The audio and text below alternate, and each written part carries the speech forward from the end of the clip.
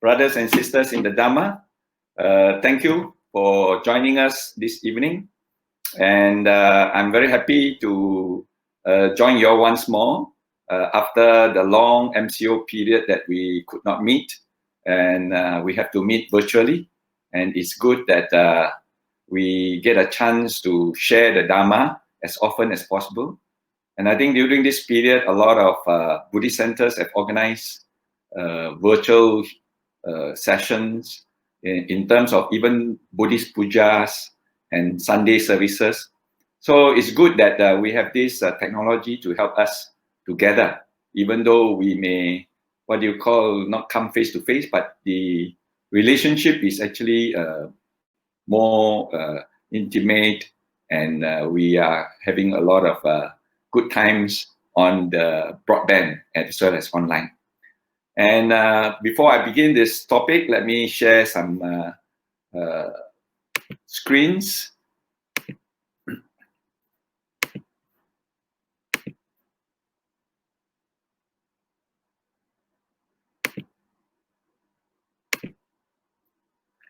Can you all see me? So basically, today's topic, we are talking about reducing stress, which is actually one of the major problems nowadays, and especially true during this period of COVID-19, which has actually strained a lot of people's minds and body, as well as also relationships. And at the same time, I would like to talk about this life-changing event that we are experiencing now. Now, basically, we all know that COVID-19 happens immediately after some economic changes, which is caused by the US-China trade war. And this has actually created a lot of economic stress. At the same time, COVID-19 onset of it during the month of January and February has changed a lot of people's lives. And we are yet to see the aftermath of it. It is actually going to be a lot of changes. And if we can't manage these changes, then we are going to be very stressful. Now, we all know that although there are changes which we do not like, but at the same time, I think we also enjoy some of the good changes that has taken place. Now, you will notice that the skies have become blue, and the air is now more pure, the waters are now more clear, and the traffic are less. So there is actually a good sign that at least during this period of change, we are experiencing a rejuvenation of the world as well as human lives. You will notice that a lot of weather changes has also taken place. There are greeneries that is getting much more beautiful. You enjoy the nature much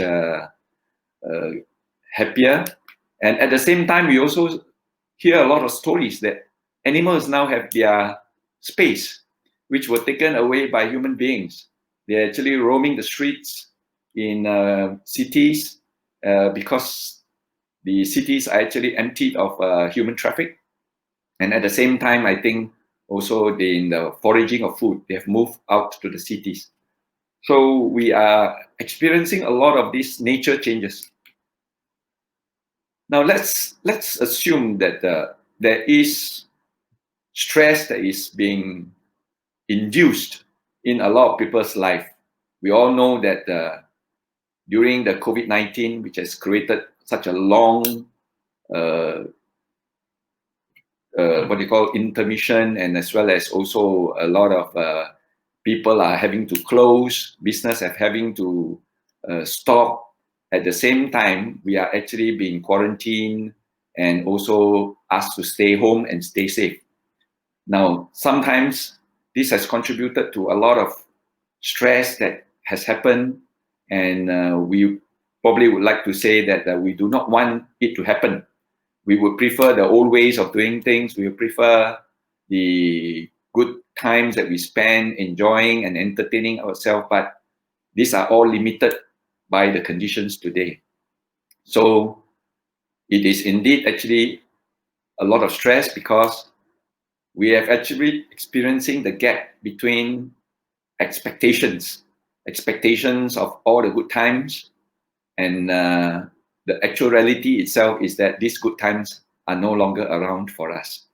So the more the gap, the more the stress. So, but if we were to expect nothing, expect that, well, these are nothing to worry about and nothing to be unduly disturbed, and we are able to accept these changes that is taking place, our mind will also become much more peaceful and free. And at the same time, while we are experiencing all these changes that is taking place in our lives, we also must learn how to manage this stress. And stress management is now getting very popular. A lot of people who are stressful has actually gone for retreats and camps, and gone for meditation, gone for yoga exercises, and at the same time understanding that this will then help them to relax and relieve themselves. So these are part and parcel of stress management. So we, as being Buddhist, it is good that we can rely on the Buddha's teachings, and some of the Buddha's teachings which is expounded 2,000 over years ago, and is still very much useful and helpful today. We can use these teachings and the Dhamma itself to help us to help relieve some of those stress that has actually arise in us. Now we all know that the peace within us begins when our expectations ends.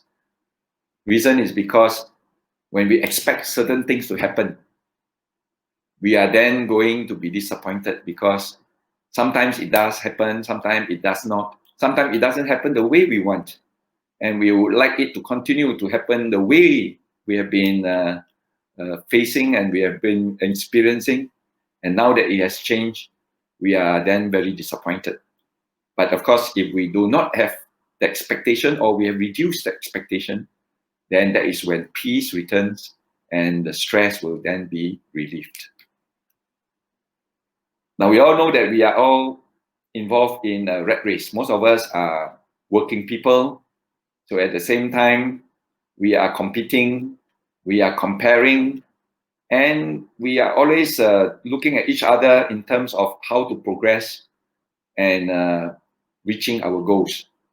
Now, the moment we start to compare with each other, that is the time we will then experience a lot of stress and tension in order to keep up to the Joneses.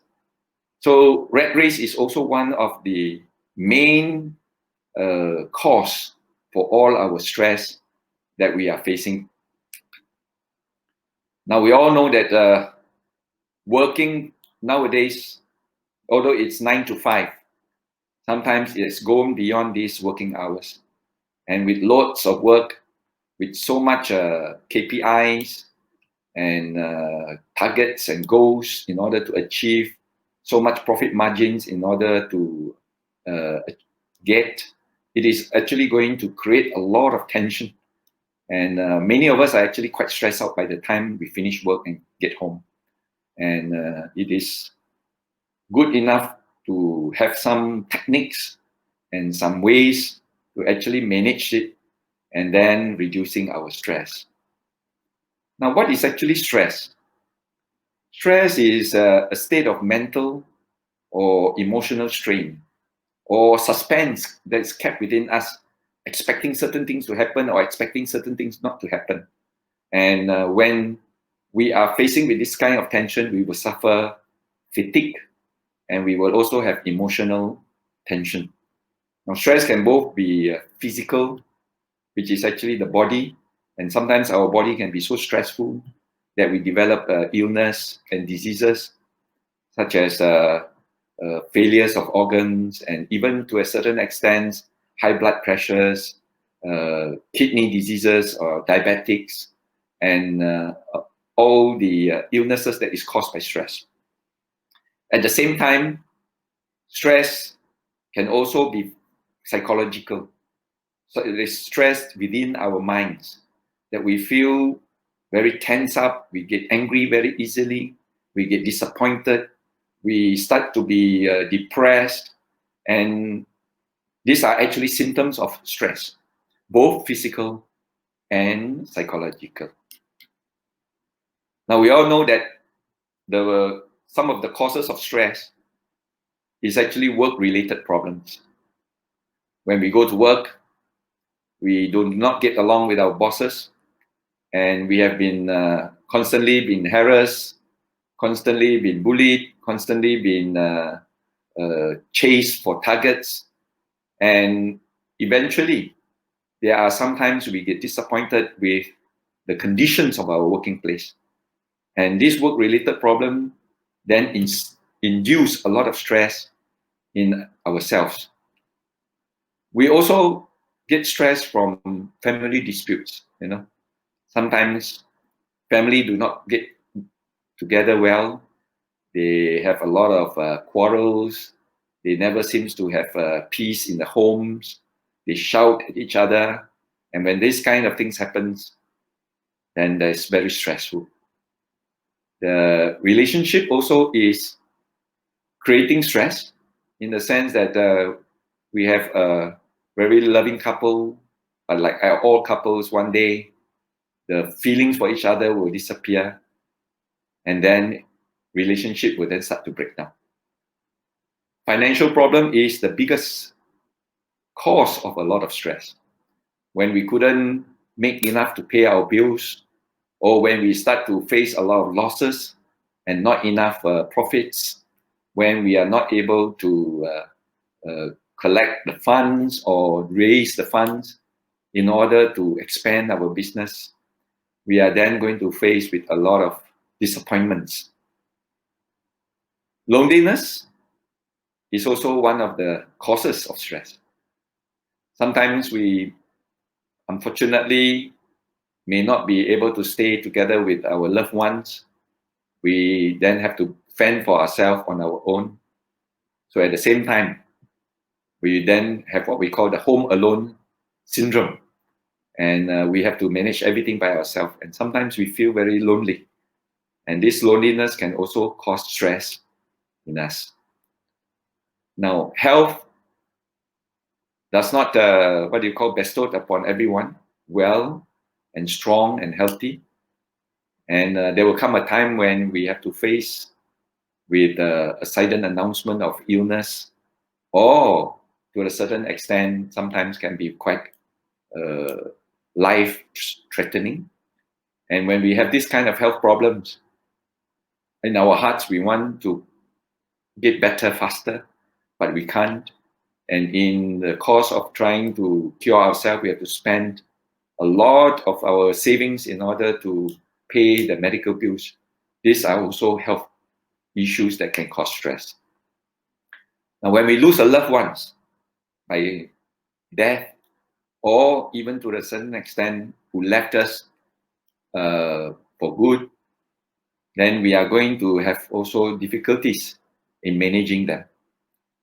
Now, sleep is also one of the mental stress. Now, when you are lacking of sleep, then you do not wake up well.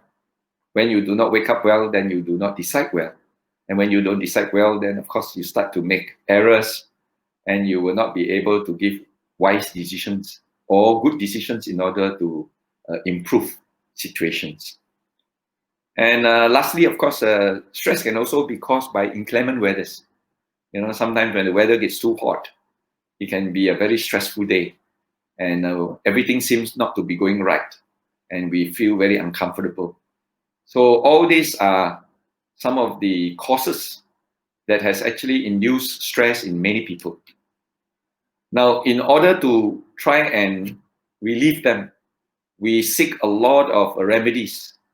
But sometimes in the course of seeking remedies in order to make ourselves stress-free again, and in order to make ourselves happy again, we go into pursuit of real happiness.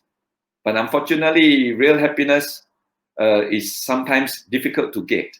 And some of the happiness that we have is only fleeting or temporary. It comes when the conditions are good, but it disappears as fast when the conditions turn bad. So this fleeting happiness, we thought we can enjoy it forever, but unfortunately, it doesn't last. So in our hearts and our minds, we go for real happiness. We are actually in pursuit of real happiness. And that's the reason why a lot of people turn to religion and teachings in order to try and learn a way to pursue real happiness. Now, in order to help us reduce our stress, there are a few methods that can actually accommodate for the mind. And one of them is the art of letting go. You know, when we tend to grasp as well a lot of things that comes across our minds, we are going to strain ourselves, we're going to stress ourselves a lot. Now, our mind, by nature, is a grasping mind. Anything that comes to our mind, we grasp and we hold, and we refuse to let it go. For example, if someone were to criticize us or say something not conducive for us, we keep it in our minds. We have this, what we call tension, and we keep the hope to one day actually try to take action. And that's what bahasa Malaysia, we say, simpan dendam dalam hati. But if only we can free our mind and say, okay, let me remove this cause or remove this object that is actually being grasped by the mind. And as we slowly release the grasp of it, the mind then becomes less and less tense, and the mind then begins to become stressless. The next one, of course, is called managing of change. I will speak about it a little bit more later. But we all know that changes are inevitable. There are many changes that can happen in our life, and which can actually cause a lot of stress. But if only we can learn how to manage it, control it, and don't allow it to disturb us, then we are going to be able to cope with it. So managing changes is also one of the ways to train our minds. Now, anger management is actually a very important subject nowadays. Because of stress, we tend to get angry very fast. And once anger arises, sometimes it's very difficult to control, and we can end up doing a lot of things that we don't intend to do because of this inability to control anger or to manage anger. So it is very important to learn that anger arises in us as a result of something which we are not prepared to accept. And when we are not prepared to accept, we insist that it must continue, or we insist that it must be the same, or we insist that everybody has to follow. And if that is the case, then we lose our mind. And when we lose our mind, that's when anger arises. The next method, of course, is called laughter.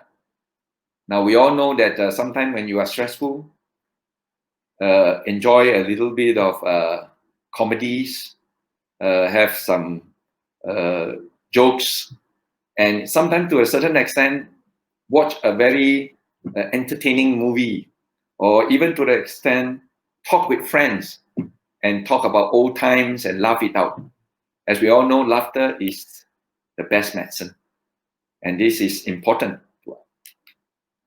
And a lot of negativities arise as a result of stress.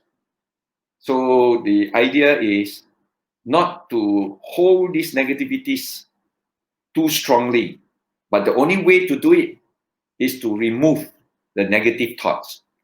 Now, we all know that our mind can only do one thing at one time. And the Buddha has always said that when you are happy, you are not unhappy. When you are unhappy, you are not happy. Of course, we cannot be happy and unhappy at the same time. That is called losing your mind. So once we are able to have that ability, that if we don't want to be negative, all we have to do is think of positive things, think of happy occasions, think of happy thoughts. then there will be no negative thoughts, there will be no unhappy thoughts. And thus, we dwell in positive thinking and positive thoughts all the time. And that helps to reduce the stress. Now, a lot of chores to be done in order to try to live in this world. We need to do a lot of things. But when we have too much things in our hands, we sometimes get very stressful. We get stressed by it. So we always must learn that we cannot do all the things at the same time. We must only do one step at a time, and that can make the difference. Then when things are moving one step at a time, you then can see the improvement and the changes. And once you are able to control all these conditions, then that is when you are able to control the stress. Now, after talking about the mind, we need also to reduce the stress in our body. Now, we all know that when we are stressful, sometimes we can feel all the muscles in the sense of a tensed up condition. Then meditation is actually one of the best methods, and learning how to relax through cultivating of the mind. Now, we all know that each time when we are tense, we tend to breathe very short breath. And when we have short breath means we are stressful. So the only way to remove the stress is now to lengthen the breath. So we take deep breath, and as we take the long deep breath, we can then feel the body relaxing. And we can then feel that there's a lot of oxygen going into our lungs, and we feel much more comfortable. So long breath is the way to reduce your stress. And meditation is one of the ways to develop very relaxed breathing. And each time as we relax our breathing, we then feel the muscles within our body relax at the same time. So it is good that after each stressful day, let us spend some time sitting in our rooms, or even before going to bed, sitting on our bed itself, and just watch our breath. And as we breathe in, relax, and as we breathe out, relax. And do not have that anxiety of trying to breathe. You should let the breath come as natural as possible.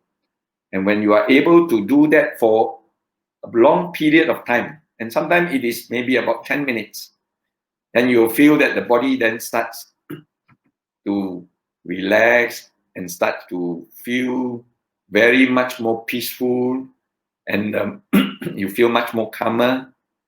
And that's when the breathing then starts to be longer and longer. And we all know that the yoga is also one of the ways to actually try to realign our body energies. And we all know that inside our body itself, we have the various energy flows. And yoga is one of the ways to stretch. And in the Chinese context, we call it Qi. And if we can manage the Qi and being able to feel the flow of it as it goes into a very normal way, then there will be a lot of relaxation. And relaxation, as we all know, it's sometimes some what you call as you sit inside your living room, have a reading of a book, and to a certain extent, sometimes just laze around. But of course, as you relax, keep your mind free. Keep your thoughts, which are disturbing you throughout the day, as they slowly dissipate, you can feel yourself getting the calmness and getting the peace within you. Now, the next one, of course, is you need to sleep well. Sleeping well is actually one of the ways for our body to rejuvenate. And it's also one of the way to reduce the stress. But in order to sleep well, my recommendation will be that before you actually lie down to sleep, just do a session of meditation. Sometimes even a 15 to 20 minutes would help. And as you are able to relax, as you breathe in and out, and especially when you have thoughts which arises in your mind which are not conducive, which are negative, just note it and let it go. Free the mind, relax the body, and then you feel that there is this yawning and you are now ready to sleep. Then lie down and sleep, and you will sleep very well. And most of us, if we are able to do that for 20 minutes, we are then able to sleep throughout the night and wake up the next morning fresh and ready to start again. Now, we all need exercises. Now, the body cannot be left to a lethargy. The body cannot be not constantly in a motion or in a move. And some of these exercises that we do, like Qi Gong or Tai Chi or even yoga, it actually helps many of us. And I think during this period of staying at home, we are all having a lot of time to ourselves. I think many of us have a chance to experience this, that we have never exercised before in our other times of work. And now that we are free, every morning we do some exercise. We feel much fresh. We feel much energized. And we feel more physical, strong in facing any kind of situations. And you can feel the stress level going down a lot.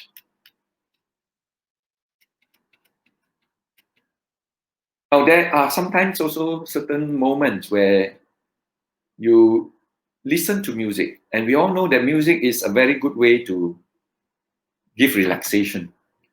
And it's a soothing therapy, which not only calms the mind, it also calms the body.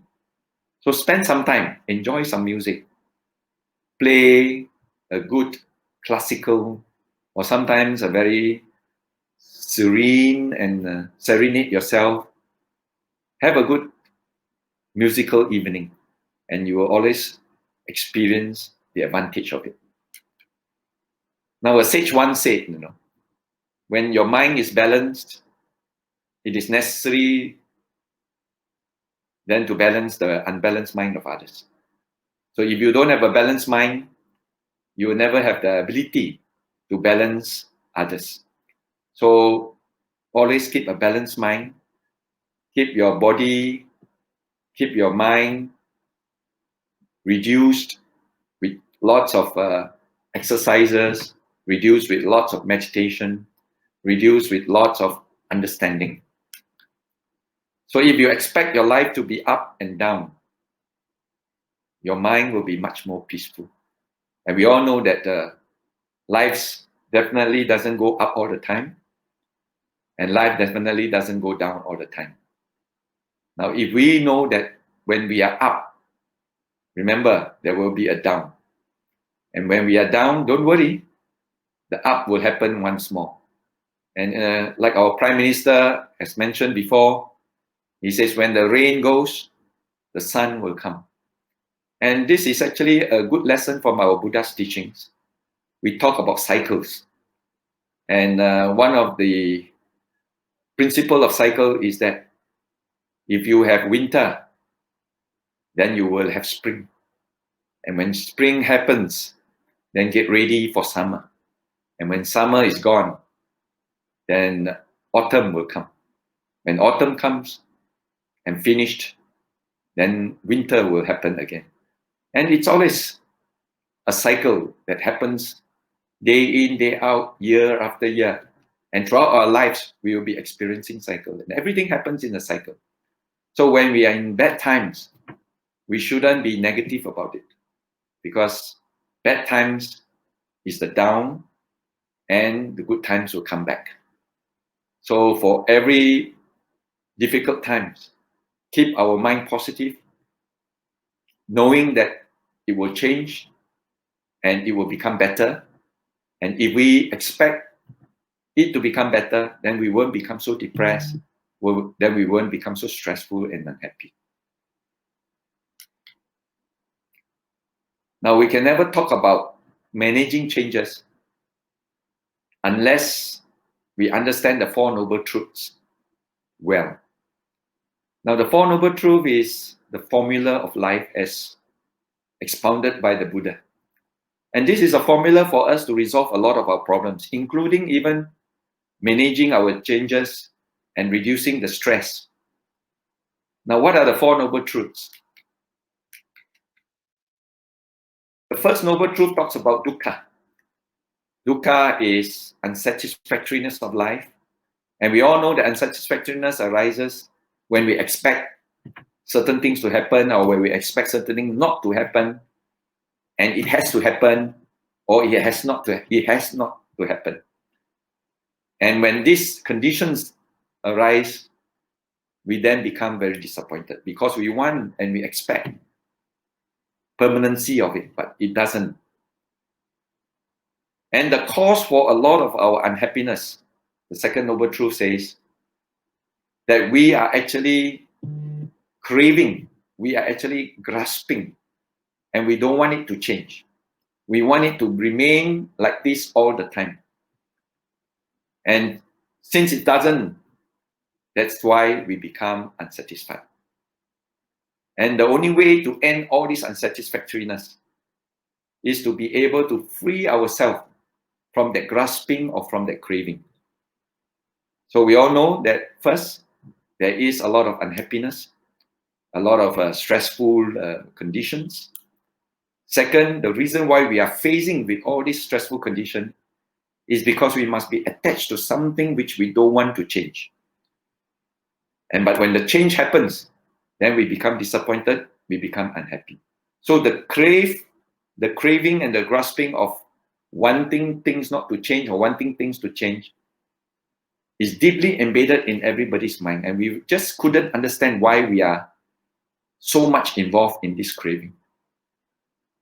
The third Noble Truth, as the Buddha expounded, it says, if we can learn to cease from that craving, slowly, probably little by little, as the craving starts to eradicate, as the craving starts to cease, and that's when the unsatisfactoriness starts to reduce, little by little, more and more.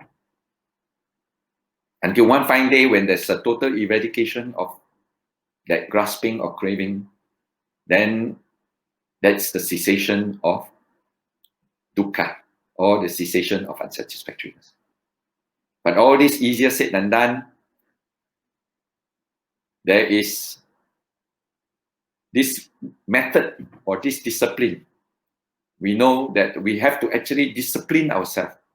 We have to follow a methodology or a way or a path that will lead to the cessation of the craving. And this is an important practice. And we call this the Noble Eightfold Path. Now we all know that the Noble Eightfold Path is divided into three groups. These are paths where we will tread, we will practice, we will condition it, our mind, so that we can slowly use this to reduce our craving. And the first three is right speech, right action, and right livelihood. Right speech helps us to control our way of speech, control whether it is right speech, whether it's true speech, or whether it's harsh speech. We must always maintain speech which are not harsh to others and speech which are helpful and encouraging to others. At the same time, we must always do actions which benefits ourselves and also benefits others. So the most important thing is do not do things that benefit ourselves but benefit others, or do not do things that do not benefit others but benefit yourself, or do not do things that don't benefit both parties. We only do things that benefits ourselves as well as others. And that's called right action. And also, we must get ourselves only involved in right livelihoods without cheating, without swindling, without wrongful or harming others in order to gain our livelihood. So if we can maintain all these good actions itself or training, then we are said to have developed the right morality. And that is called sila. And once our foundation of sila is strong, then we can actually move on to the next stage. And that is called right effort. Right effort in order to move in the direction of controlling our mind, cultivating our mind, conditioning our mind. And then we step into a lot of mindfulness, be aware, be alert, be mindful of everything that we say, be mindful of everything that we think, and be mindful of everything that we do. At the same time, focus our mind so that we do not get distracted. And using this power of the focus and concentration to be able to analyze and to be able to see things as they really are. And thus develop the right concentration. Then, of course, if we have that good mind, that powerful mind itself can then lead to the right understanding of phenomena and understanding phenomena as it really is. And thus developing the right thinking and the right development of thoughts. And this is called wisdom. So we all know that, there are 3 stages where we condition our mind. One, sila, which is morality. The second one is concentration, which is samadhi. And the third one is panna, which is wisdom. And this is the Noble Eightfold Path that we use in order to try and control our mind so that we can reduce the craving, because we know that craving or grasping is the one that leads us to a lot of unsatisfactoriness and stress. Now, although there is suffering in life, we mustn't be negative about it. So that's the Buddhist approach. Or neither can we be angry and impatient. Like, for example, when we are faced with COVID-19, we must face it with the right frame of mind and thinking that this is an episode which inevitably we have to face, no choice. And since we are facing with it, let us do something about it, or let us manage it, and let us accommodate it. And once we are able to do that, then our mind is then left free and stressless. So what is necessary is not anger or impatience, but the understanding of the question of suffering, understanding what is dukkha and how is it being caused and how to end it. Now, I would like to talk to you about the parable of the river. And this is a parable about a river that is flowing. And rivers that flows from the mountains, the upper reaches of the hills and mountains. It will then, by gravity, flows along wherever it can, and eventually it will then reach the sea. But in the flow of the river, sometimes as it flows towards a direction, there comes in front of it a huge mountain. And it will try to turn left, turn right, but it couldn't cross. So does the river get angry? Does the river become disappointed? Does the river becomes unhappy over the situation and becomes stressed by it? No. The river then accepts that, okay, since there is this mountain, and you understand that the mountain has every right to be there, and there's no point becoming disturbed by it, develop that patience, develop that tolerance of that object in front of you, and understanding that since it is there, let me accommodate it, let me work around it, and let me be able to manage it. And so the river stops dead in its track. And as it stops dead, as more and more water starts to flow from upstream, the level of the river then starts to rise. And as it rises higher and higher and higher, it turns into a lake, a huge lake, surrounded by all the mountains. Of course, the river then keeps on going up with its level. And as it goes higher, it reaches then higher than the mountains. And then it comes charging out through the spurs and openings above the mountains and then it cascades down and falls like a waterfall all the way down to the bottom. And as it reaches bottom, now there's no more mountains.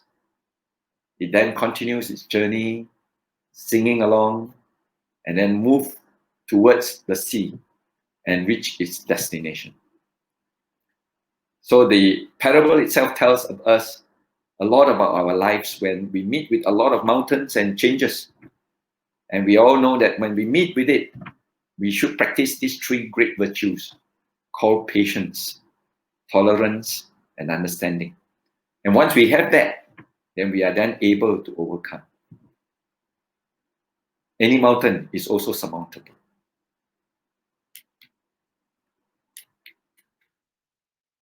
So in order to do that, we must be having the wisdom, develop that wisdom. And that wisdom, or samadhi, or right understanding, or right thoughts, is the understanding of the universal truth of the Four Noble Truths: dukkha, arising of dukkha, the end of dukkha, and the path leading to the dukkha. And this is the formula that every time when we face with any difficulties or any problem, don't get stressed out. We know that if there is this unsatisfactoriness, there's a reason. And you are experiencing it. Understand it. And realize what is the cause for that arising. You must be attached to something which you do not want to change. You must be attached to a dress which is going to be beautiful forever. You are attached to your body which is healthy forever. You are attached to a life which will live forever. You are attached to a lot of goodness in things. But unfortunately, this will going to change. So if you don't get attached to it, and you're allowing it to happen and then disappear by itself, the rise and fall of it, the appearing and disappearing of it, as you watch it, don't get attached to it, then that will be the cessation of the unsatisfactoriness. So the end of dukkha is exactly like that. The cessation of craving will lead to the end of suffering. But all this, as we know, we need a path in order to help us. And as we said earlier, the Noble Eightfold Path is the path or the methodology or the discipline that we use to train and train and train over countless lives sometimes in order to eventually eradicate all craving and thus be able to assist the cessation of dukkha. The second right understanding is that we must understand that we are the owner of our karma. And all the resultant that we are facing is a result of all the intentional actions of our body, speech, and mind. So we all know that by creating actions through body, speech, and mind with intention, that intention will then develop into karmic results. And when we are experiencing karmic results, don't blame anybody else. Don't blame others. When we face with certain conditions, it must be a result of what we have done in our past. So if we realize that we are the owner of our karma, then we won't be disappointed. We will then be able to accept all the things that is happening. And the next understanding is very important. It actually describes the phenomena that we are all experiencing and the characteristics of this phenomena. And basically, they are divided into three. And we call them anicca, anatta, and dukkha. Now, anicca talks about that all conditioned things or phenomena are subjected to change. And they will keep on changing. Whether you like it or not, it's a natural event. There's no permanentness in any entity. So when we do not like the change and we want certain entity to remain unchanged, for example, old age, sickness, and death, We all don't like old age sickness and death. These are changes that is happening in everybody's life. So we want to remain young forever. We want to remain healthy forever. We want to remain alive and live forever. There is no permanent entity, which is part of the characteristics of phenomena. So if we are attached to a non-permanent entity and we want it to be permanent all the time, we are going to be disappointed and we are going to be unsatisfied, dukkha. So understanding that all phenomena are impermanent and there's no permanent entity for you to hold or for you to grasp. And if you hold on to an entity which you want to remain permanent all the time, you are going to be unsatisfied. Anicca, anatta, dukkha. So when we understand these three characteristics, we will then be able to realize that there's nothing for us to hold. There's nothing for us to grasp. And there's nothing for us to be unduly disturbed. So when any conditions arises, or when any event happens and change takes place, once we understand these three characteristics, we are never going to hold on to it. We are not going to grasp to it. We allow it to run its natural course. So once we are able to accept change that is taking place, then we are able to manage it. So when we accept changes, we manage changes, then we will then be able to relieve all the stress that arises as a result of not being able to manage. Now we all know that we are living in one single universe and we all are part and parcel of that universe. In other words, we are just one big mass of energy. You and I, we are all connected within that mass of energy. We are connected to the whole world within this mass of energy. We are connected to the whole solar system and even throughout the whole planetary bodies and astronomical phenomena within the universe. Each and every of these phenomena are interconnected with us. So if that's the case, anything that happens outside will happen within. And anything that happens within will also happen outside. So during these bad times or good times, we all know that if we can mold ourselves and if we want to change what is outside, all we have to do is change what is inside. The Buddha has always says that you can't change the world. The only way you can change the world is to change what is inside you. And so look within, and thus we are then able to change the whole world. So if we want the changes to go accordingly to the right conditions and right situations, we then have to actually change our mind and be able to understand it correctly, be at peace with it, and the whole world will be at peace together with us. I would like to share this little subject called the Cosmic Trinity. And we all know that there is these three cosmic forces that we have to acknowledge whenever we face with certain kind of calamities. We all know that heaven, or bestowed by heaven, all the things that is going to happen. Some says that it is our fate, some says that it is our destiny, but in the Buddha's teaching, we call it karmas. And this karma follows us life after life. It can actually benefit us. It can also create a lot of disturbance for us. And this kind of seeds which we have sown in the past will then need what we call the earth.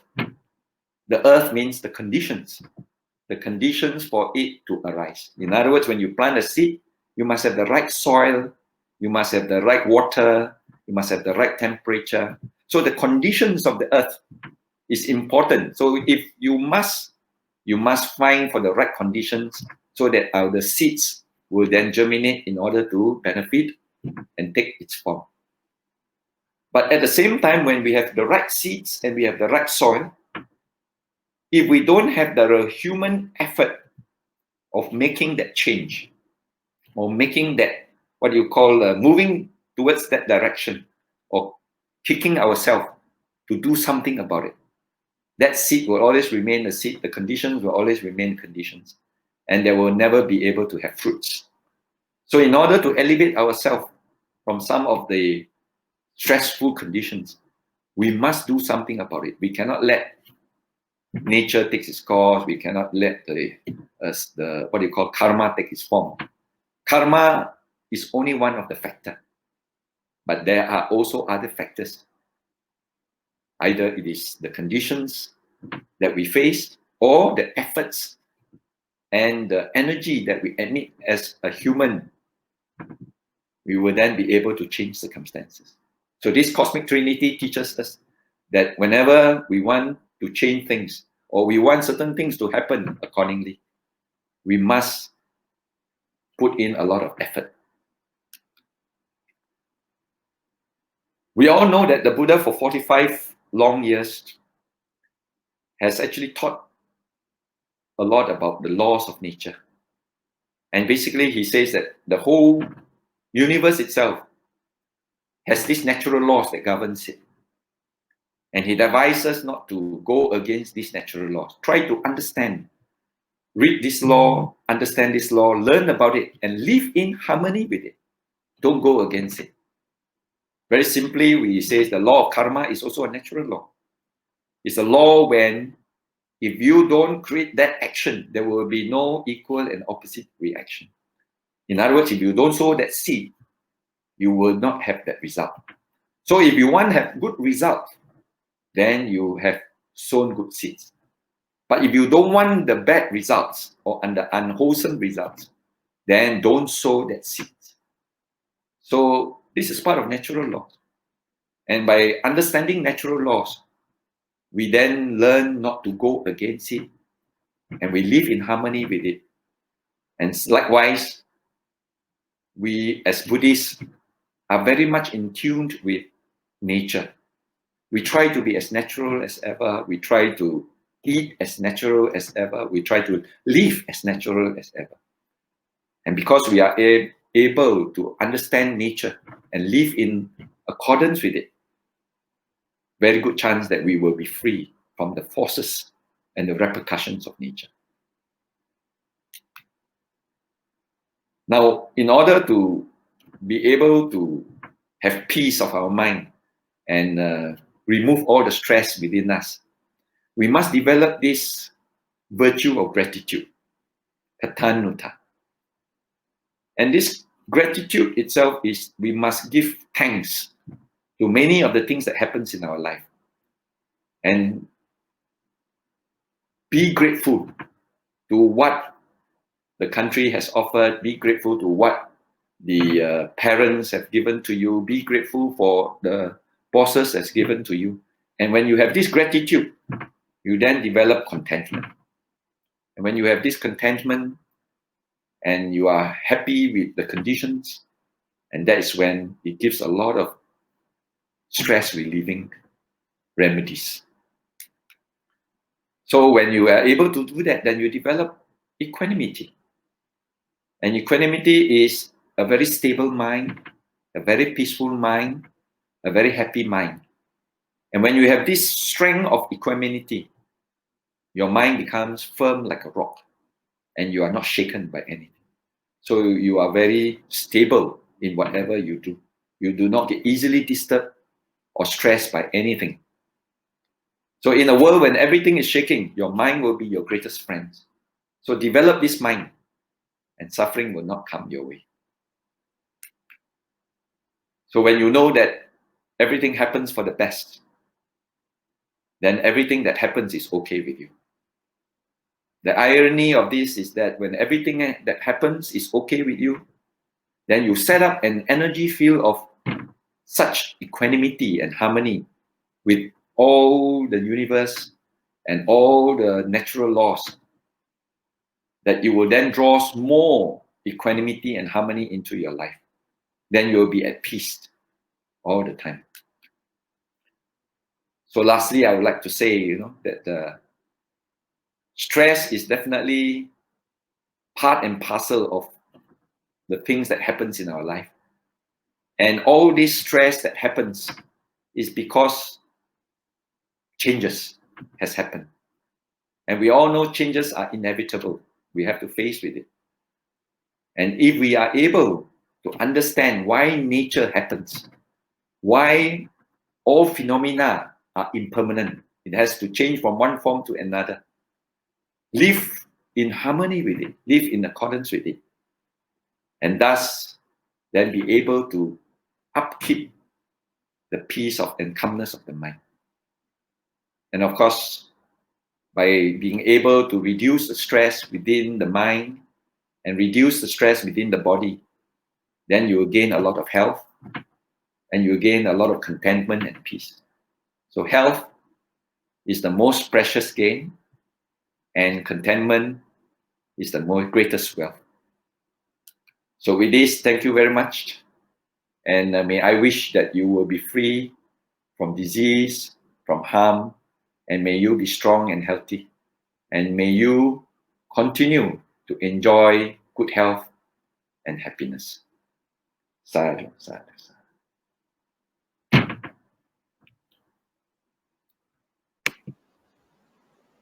Okay. Thank you, Datuk, for the very excellent sharing. Okay, we are looking forward to have Datuk with us again in our future sharing. Okay, it appears that we have some questions here. Datuk, there's I can't read. Is it possible for you to read? Yes, sure. I cannot read it. Oh, yeah, okay. Can, Okay, Brother Charlie, what would be your advice? What would your advice be for those who have to face termination of jobs, reduction of salary, savings, or loss of businesses due to the current COVID-19 pandemic? How will they have to face this adversity?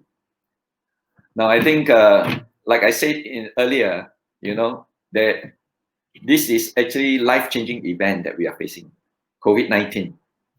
And when you have this life-changing event, at the moment now, we do not face the aftermath of it yet, because we have been protected by a lot of stimulus and a lot of assistance by the government in order to protect the jobs.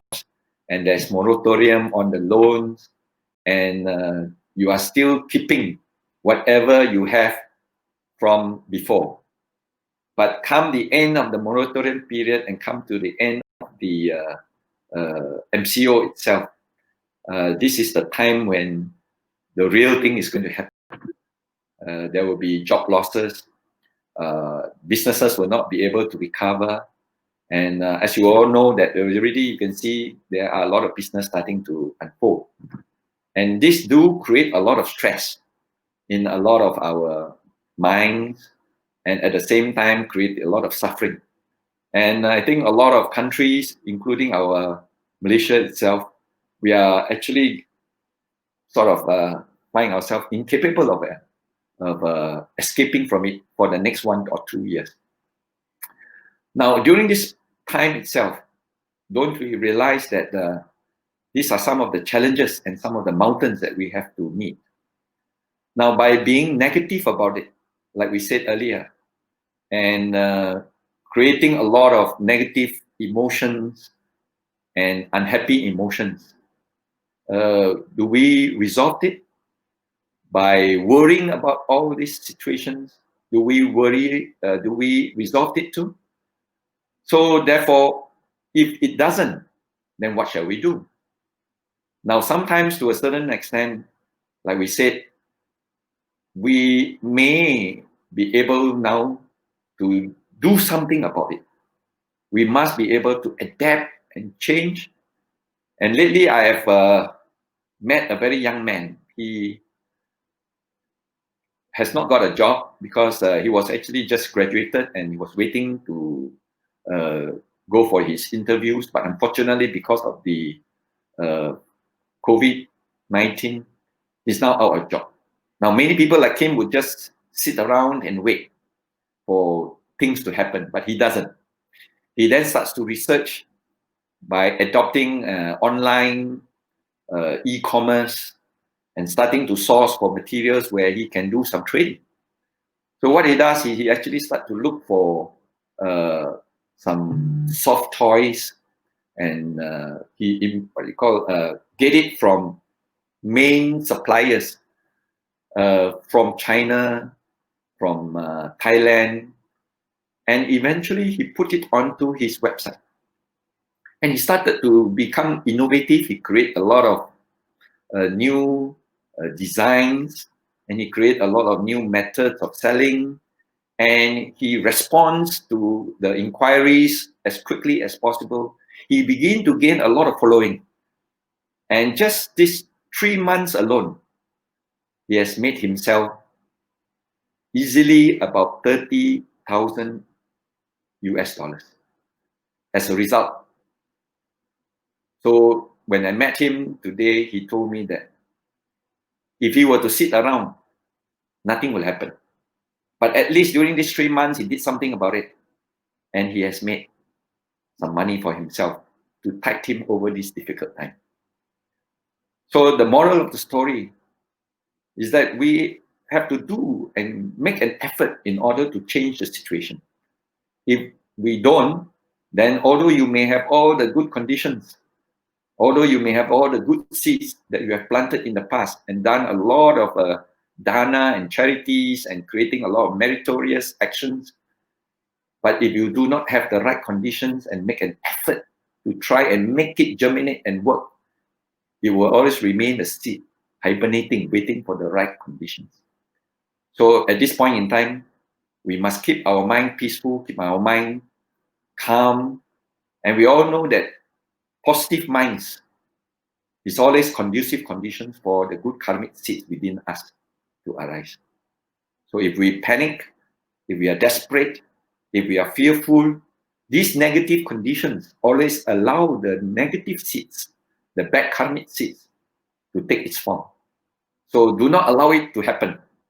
Always create this calmness and this confidence and this positive thinking and this innovativeness within us.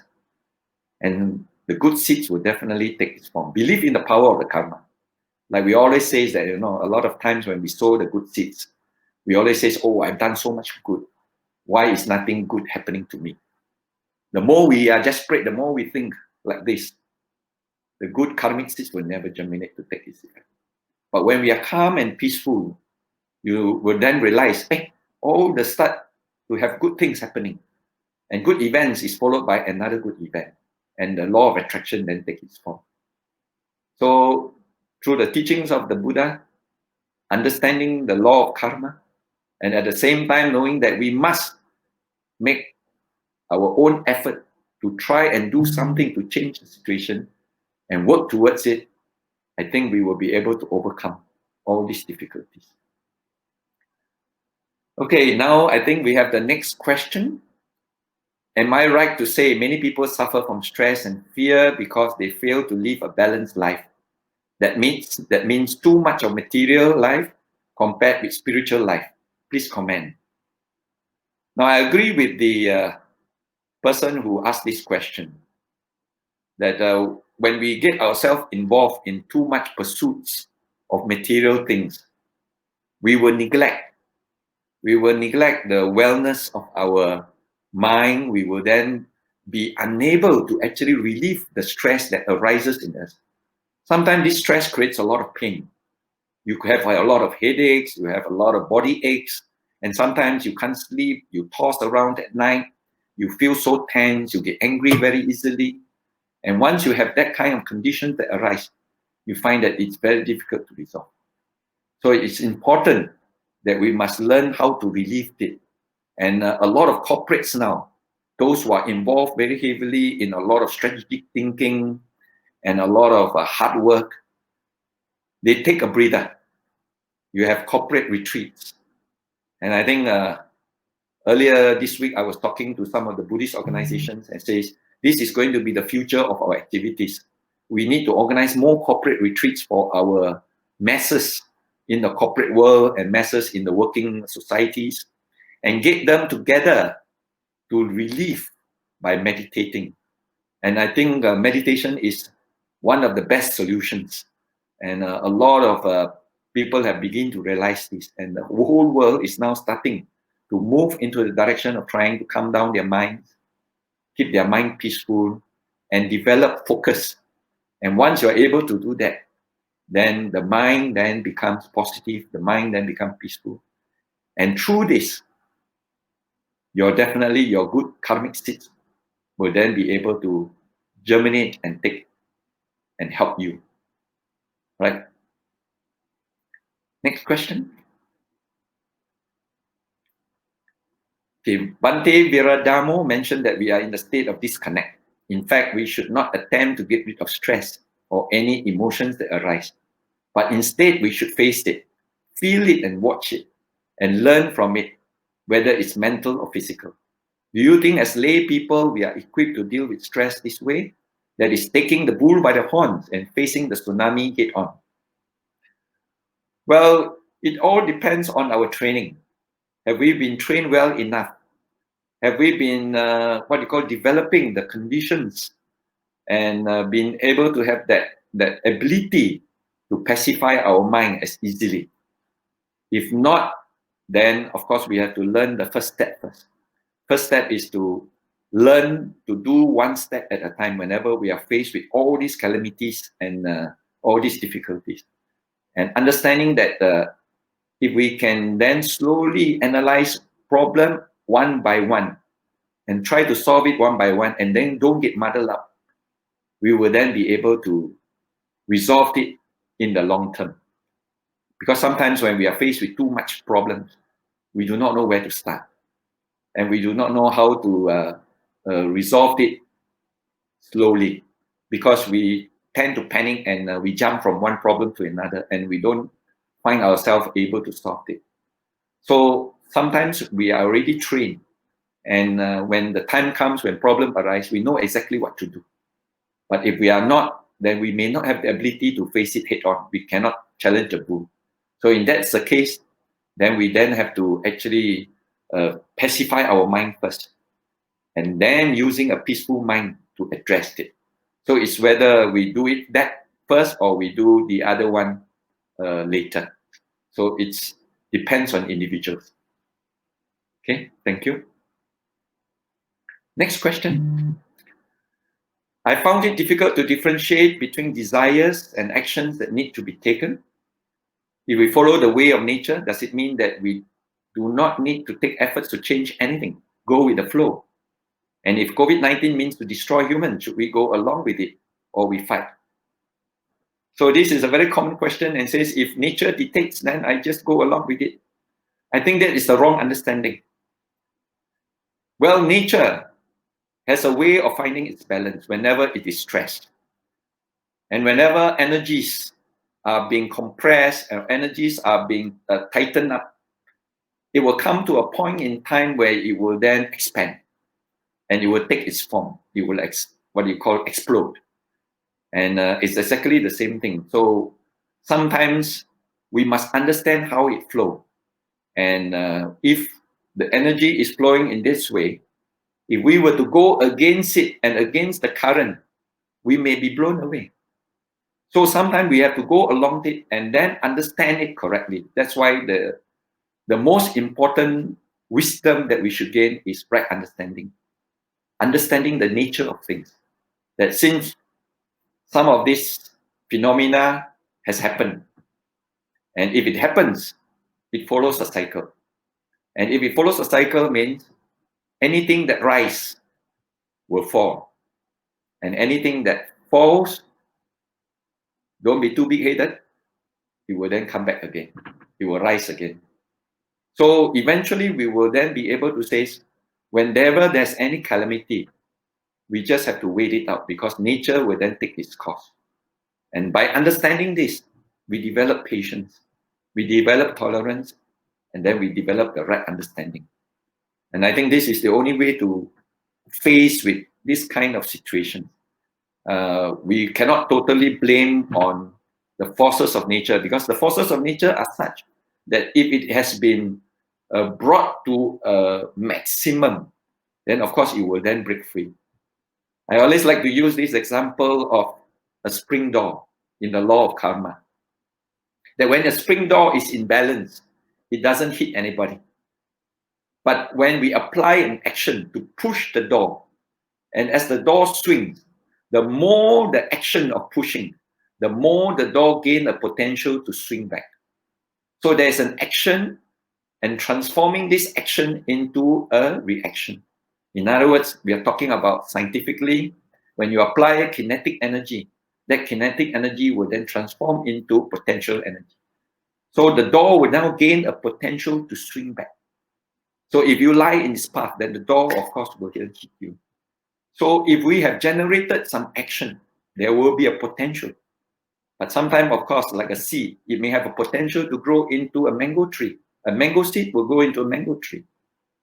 But if we don't provide it the right condition, that mango seed will always remain and hibernate as a mango seed until the condition arrives. So if you have a lot of bad resultants that stop and potential to happen, then don't create the condition for that seed to take its form. As long as there's no condition, that seed remains dormant and hibernate. But we want a lot of good happenings to take its form, a lot of good seeds to take its form. Then create the condition. And the only way to create the condition is to maintain a peace of mind, a calm mind, a positive mind, a happy mind. And these are conditions for the arising of our good karmic seeds. And thus, we then enjoy the potential of all the good actions that we have done in our past. And especially during this period of time, we cannot be desperate. We cannot be fearful. We cannot be angry. We cannot be desperate. We need to maintain a peace of mind and a confident mind and a positive mind. And if we can do that, then we were able to overcome whatever difficulties. Peaceful, let us be calm, and let us rejoice at this moment that we are able to sacrifice our chores and our luxury and to join together to participate in this sharing of the Buddha's teachings. May we be happy, may we rejoice. And by this rejoicing and punya, may we continue to be healthy, may we be strong and healthy, and may we all be free from disease and harm. And by this punya and rejoicing, may we also share with all our parents, our brothers and sisters, our friends, our colleagues, our bosses, and our subordinates. May they continue to enjoy good health. May they be well and happy. May they be strong and healthy. And by this rejoicing, let us also share with all the devas, those who are protecting us and those who are protecting the Dharma. May they continue to rejoice. May they enjoy these merits. And may they one day attain the bliss of Nibbana. And by these merits accrued, let us remember our departed relatives.